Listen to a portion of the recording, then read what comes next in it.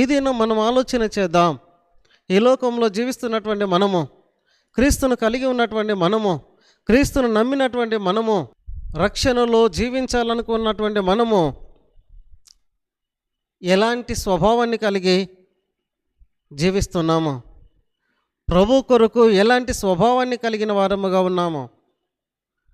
మన రక్షణలో మనం ఎలాంటి స్వభావంతో జీవించడానికి మనం ఇష్టపడుతున్నామో ఆలోచన చేద్దాం. పౌలు చెప్తున్నారు, క్రీస్తు స్వారూప్యము మీలో ఏర్పడాలి అని. క్రీస్తు యొక్క మనసు, పరిశుద్ధత, పవిత్రత మీలో కలిగి ఉండాలి అని పౌలు గారు చెప్తున్నాడు. ఈరోజు మనం ఏం కలిగి ఉన్నాము?